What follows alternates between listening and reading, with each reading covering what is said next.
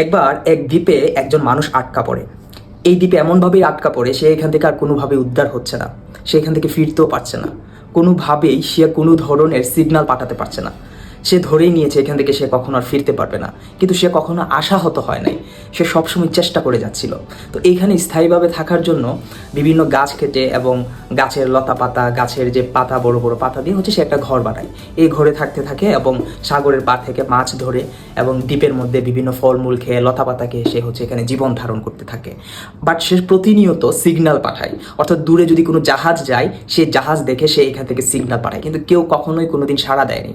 তো একটা সময় পরে অনেক দিন কেটে যাওয়ার পর এই মানুষটার দেখে তার ঘর পুড়ে যাচ্ছে। সে সাগরের পাড়ে এসে মাছ ধরছিল, পিছনের দিকে তাকিয়ে দেখে যে ঘর পুড়ে যাচ্ছে। তখন সে অনেক আশাহত হয় এবং আল্লাহ সুবহানাহু ওয়া তাআলার কাছে সে বলতে শুরু করে, বা সৃষ্টিকর্তার কাছে বলতে শুরু করে যে শেষ পর্যন্ত আমার শেষ থাকার আশ্রয়টুকু তুমি কেড়ে নিলা, তো আমাকে এখানে রেখে কী লাভ, তুমি আমাকেও তুলে নাও, আমাকেও নিয়ে নাও। তখনই সে দেখে সামনের দিক থেকে একটা জাহাজ এই দ্বীপের দিকে আসছে।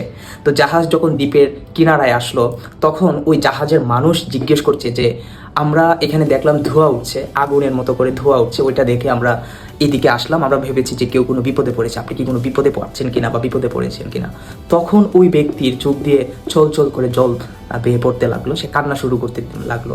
সে তখন আল্লাহ সুবহানাহু ওয়া তাআলার কাছে বা সৃষ্টিকর্তার কাছে বলা শুরু করলো যে আল্লাহ, তুমি কিছু ধ্বংস আমাকে দিছো, বাট এই ধ্বংসের মাধ্যমে আমার জীবনটা আবার নতুন করে শুরু করে দিয়েছো।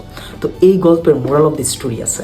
মোরাল অফ দি স্টোরি হচ্ছে পৃথিবীতে যা কিছুই ধ্বংস হয়ে যাক না কেন, একজন ব্যক্তির জীবনে যা কিছুই ধ্বংস হয়ে যাক না কেন, একজন প্ল্যানার উপর থেকে সব প্ল্যান করে, কি হবে না হবে সব কিছু প্ল্যান ওই উপর থেকেই হয়। বাট আমরা অনেক সময় দুঃখে, কষ্টে, আশাহত হয়ে জর্জরিত হয়ে যাই, জীবন থেকে পালিয়ে বেড়াতে চাই এবং কিছু হলেই দেখা যায় যে সৃষ্টিকর্তাকে একটা দোষারোপ শুরু করি। একটা কথা আছে যে man proposes but God disposes.